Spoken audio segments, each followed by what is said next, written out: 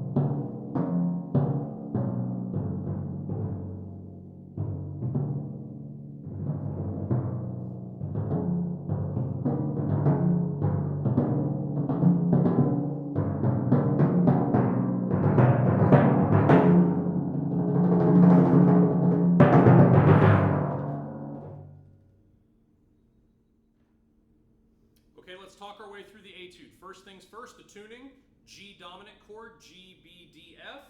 All right, so we have the flat 7 there. Also, I normally play on a stool, but for the particular melody of this etude, and since there's no tuning, I'm playing without a stool because I'm going to set myself back away from the drums because I have a lot of movement between the lowest drum and the highest drum.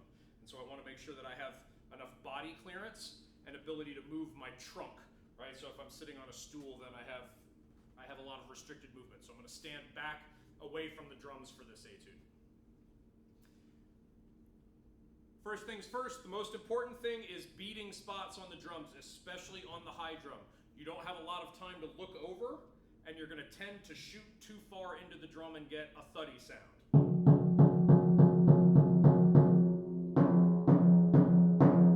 So to get the clear pitch out of the drum, you may actually even consider scooting the drum out a couple inches from where you might normally have it so that your muscle memory, when you go out to hit it and you can only see it in your peripheral vision, you're in the right beating spot. Okay, so starts with a roll. And then lots of articulates, lots of fast 16th notes on low drums, so you have to play them articulately.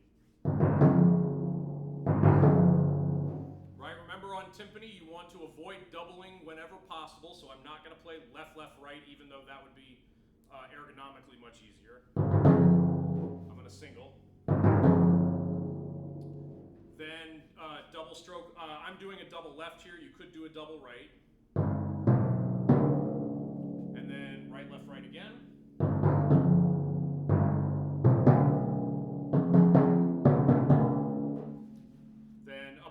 Drums, keep the drums balanced. It's not do-da-da-da-da. There's not a crescendo and a decrescendo. Right, so you have to balance the bottom 2 drums up to the high 2 drums.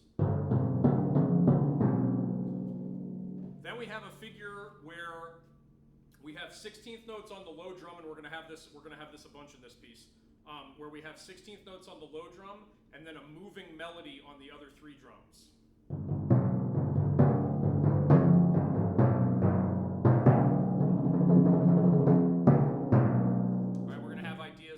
Throughout this piece here. So in tempo,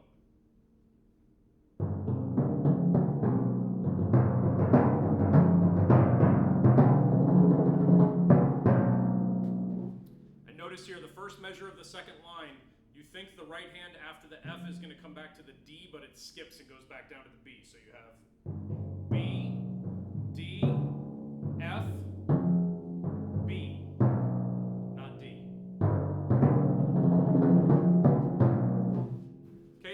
next figure, we have these crescendoing figures. I'm choosing, it seems logical enough to mute on the rests. So I'm starting with my right hand, right, left, right, left, right. Left is the loudest note, so I'm kind of playing it like an accent. Right, left, right, left, right, left, mute on the downbeat.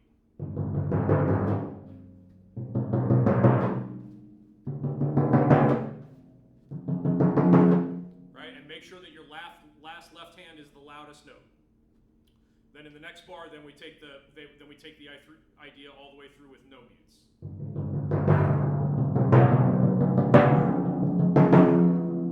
And then we finish with a forte piano. So the way that I do forte pianos on timpani is I strike the forte and then start rolling at piano. And then we have a little sticking sequence down the drums. Make sure you watch the beating spots on the top two drums. Those 4 bars together.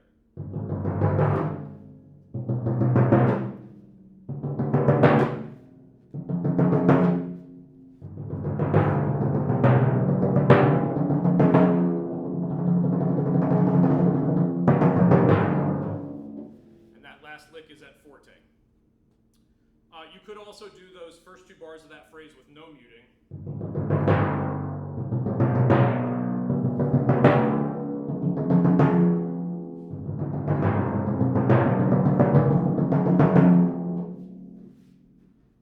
Personal preference.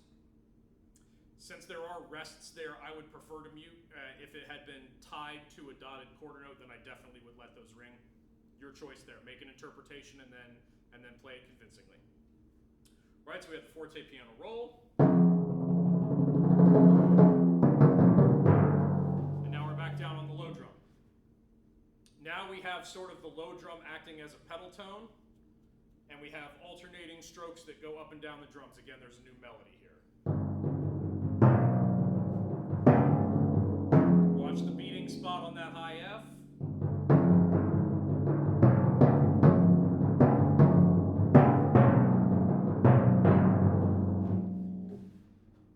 Fifth line, the accent on the low G, I'm leaning into a little bit more because we've been playing some G's for a while, so that pitch is ringing a lot. So I want that one accented note to come out because it's part of the melody, right? So the melody here is.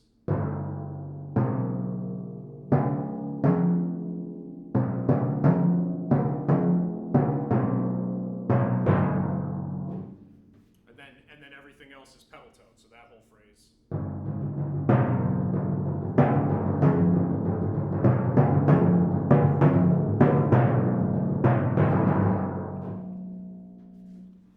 That same left-hand lead sticking sequence going down the drums, but it's a little bit syncopated against the beat. Ba-da-da-da-da-da, ba-ga-da-ga-da, ba-ga-da-ga-da, ba-ga-da-ga-da, ba-da-ba-da-ba.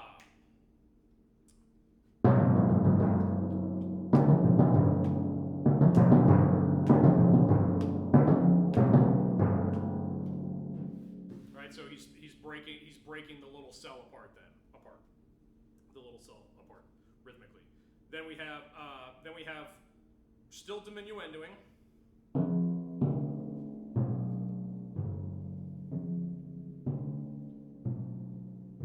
Draw the sound out of the drums, nice ringing bell tones, even at piano. Then you start crescendoing, don't get too loud too quick.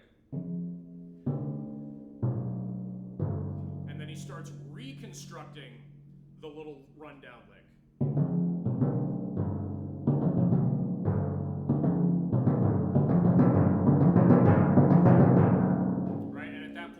About forte or so. So let me start back on the 5th line again, and I'll play all the way up to the measure that has all the marcatos in it.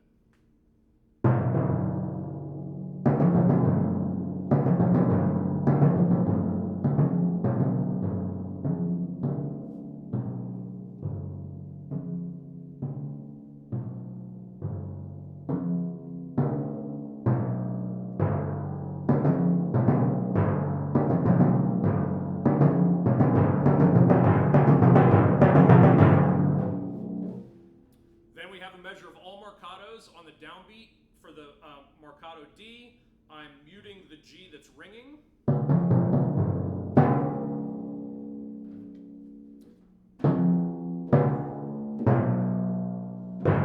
And so the first one I'm playing with my right hand, second one with my right hand muting with my left, and then left hand lead down.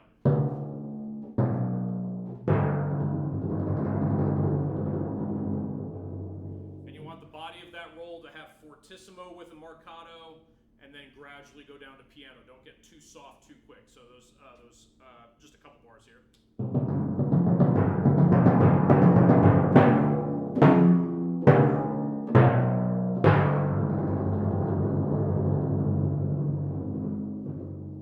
And now you're in piano. When you're in piano, you have to play more articulately, especially on the lower drums. So think lots of articulation. Don't play blah, blah, blah, da, da, da. Very marked.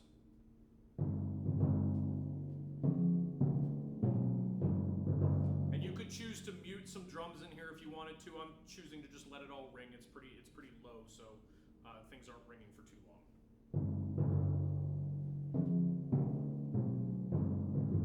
Then a nice phrase here, nice little arc.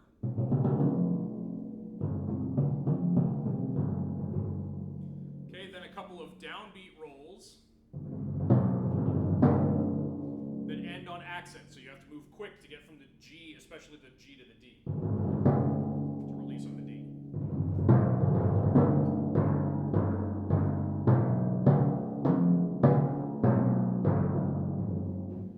Right, and you essentially have almost 2 full bars of syncopations also with accents. So don't overplay them, it's still only at piano, but you can follow the contour up and down the drums a little bit. Nice marked articulations there. I'll play from the piano again.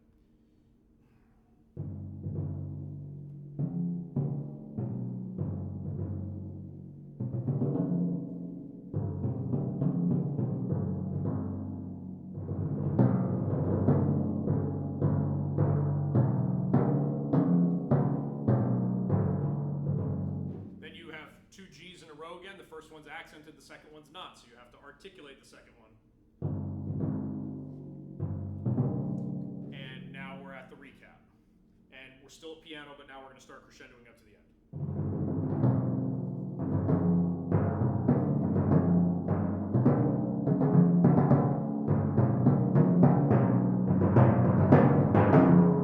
And then same thing, we have the forte piano.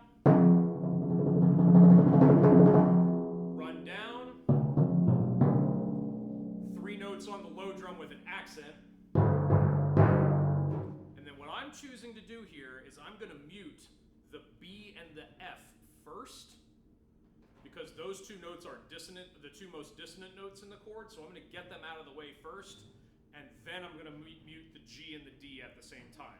So you can't mute all 4 drums at the same time, you don't have 4 arms, so you have to decide how you want the sound to stop. So I'm going to go, I'll just a little bit down tempo.